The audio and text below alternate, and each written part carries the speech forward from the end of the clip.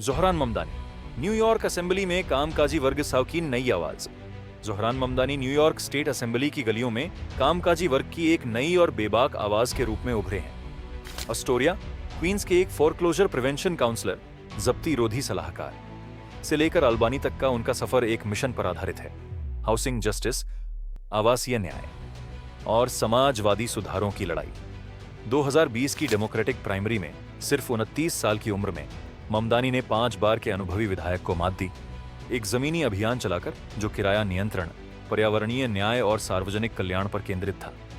उनकी अप्रत्याशित जीत उस जिले में पीढ़ीगत बदलाव का संकेत थी, जहां अलेक्जेंड्रिया ओकाजियो-कोर्टेज और टिफनी कबान जैसी प्रगतिशील हस्तियों ने राजनीति की दिशा बदल दी थी। बिना किसी रिपब्लिकन प्रतिद्वंद्वी के ममदानी आसानी से असेंबली में पहुंचे और 2022 व 2024 दोनों में निर्विरोध रूप से फिर चुने गए।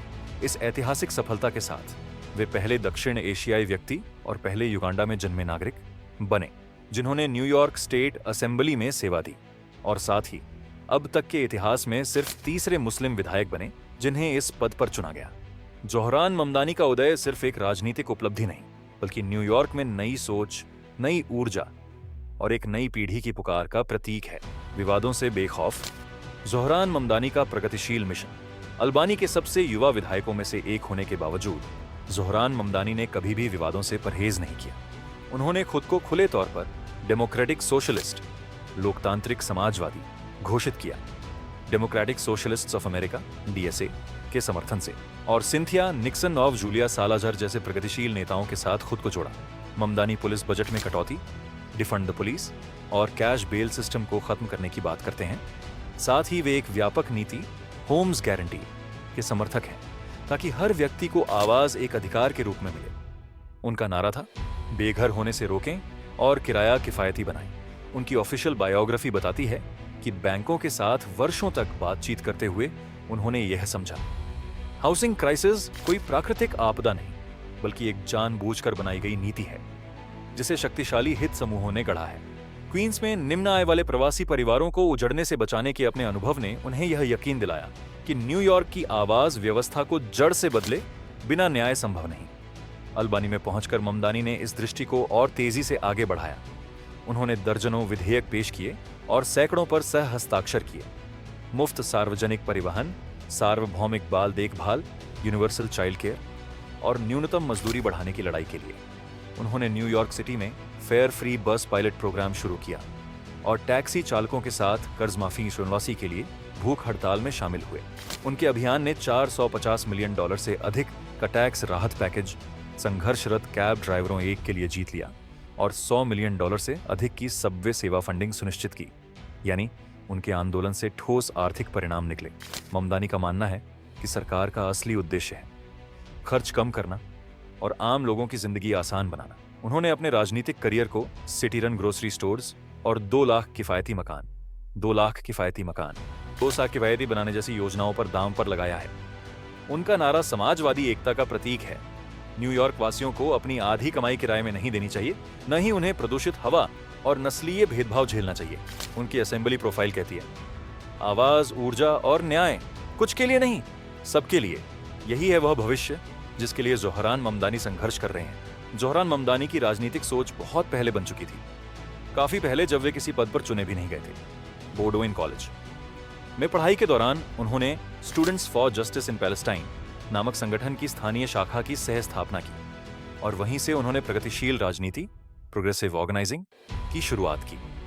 साल 2017 में उन्होंने न्यूयॉर्क सिटी के डेमोक्रेटिक सोशलिस्ट्स ऑफ अमेरिका (डीएसए) चैप्टर को ज्वाइन किया। इसकी वजह थी इसका फिलिस्तीन समर्थक रुख और डेमोक्रेटिक सोशलिज्म का वादा। इसके बाद ममदानी ने कई समान विचारधारा वाले उम्मीदवारों के लिए अभियान चलाए, कभी ब्रुकलिन स्टेट सीनेट उम्मीदवार के लिए तो कभी टिफनी कबान की 2019 की डिस्ट्रिक्ट अटॉर्नी रेस के लिए। इन अभियानों में उन्होंने ग्रासरूट, जनाधारित राजनीति का अनुभव प्रत्यक्ष रूप से हासिल किया। फिर अक्टूबर 2019 में जब ममदानी ने अपनी असेंबली सीट के लिए उम्मीदवारी की घोषणा की तो क्वींस के प्रगतिशील कार्यकर्ताओं का ध्यान तुरंत उन पर गया। यहाँ एक ऐसा उम्मीदवार था जो फोरक्लोजर प्रिवेंशन काउंसलर के रूप में काम कर चुका था, यानी वो व्यक्ति जो किराएदारों और मकान मालिकों के बीच चल रहे संकट में सीधे तौर पर जमीन पर काम कर चुका था। एक पत्रकार ने लिखा, वह जिला 36 में कई वर्षों बाद चलाया गया पहला सच्चा जमीनी अभियान था। ममदानी ने social media, mutual aid networks और स्थानीय जनता की ताकत का इस्तेमाल करते हुए एक जन आंदोलन खड़ा किया। यहां तक कि रमजान के दौरान उन्होंने अपने मुस्लिम पड़ोसियों को 12,000 भोजन खुद पहुंचाए, जो उनकी कम्युनिटी फर्स्ट पॉलिटिक्स का प्रतीक बन गया।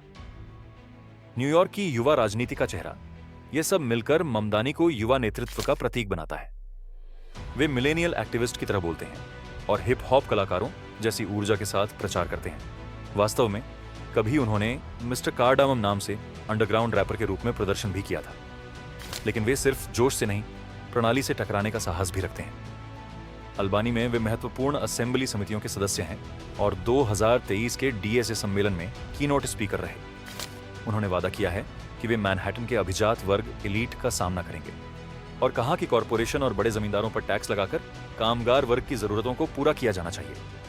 एक प्रमुख राजनीतिक प्रोफाइल ने लिखा, न्यूयॉर्क वासी ममदानी को ऐसे नेता के रूप में देखने लगे हैं जो दुनिया की वित्तीय राजधानी को फिर से आकार दे रहा है, ताकि यह शहर कामगारों के लिए अधिक सस्ता और न्यायपूर्ण बन सके। वास्तव में यही तेज उभार उन्हें 2024 से 25 के मेयर चुनाव की दौड़ में ले आया, लेकिन उस कहानी की जड़ें भी उनके आवाज और न्याय के संघर्ष से ही निकली थीं। आज जोहरान ममदानी अपनी विरासतों के संगम पर खड़े हैं। वे एक और प्रसिद्ध फिल्म मेकर की संतान हैं, तो दूसरी ओर एक मार्क्सवादी विद्वान के बेटे। साथ ही वे किराएदारों और ट्रांजिट राइडर्स के लिए ग्रास रूट आयोजक भी हैं। उनकी जिंदगी कई दुनियाओं को जोड़ती है। युगांडा में जन्मे, मैनहट्टन में पले बढ़े, अफ्रीकी अध्ययन और प्रगतिशील राजनीति, कला और आंदोलन, सबका संगम है वे। उनके अपने शब्दों में, वे इसलिए लड़ते हैं ताकि हर न्यूयॉर्क वासी एक सम्मानजनक जीवन जी सके, जहां आवाज और न्याय सिर्फ नारे नहीं बल्कि हक हों। यह दृष्टि उनके माता पिता की विरासत और क्वींस की सड़कों के अनुभव दोनों से जन्मी है। जैसे जैसे जोहरान ममदानी की कहानी आगे बढ़ती जा रही है, एक बात स्पष्ट है, मीरा नायर और महमूद ममदानी की विरासत अब एक नई पीढ़ी में सांस ले रही है। ऐसी पीढ़ी जो मानती है कि न्यूयॉर्क सबके लिए न्यायपूर्ण और किफायती बन सकता है।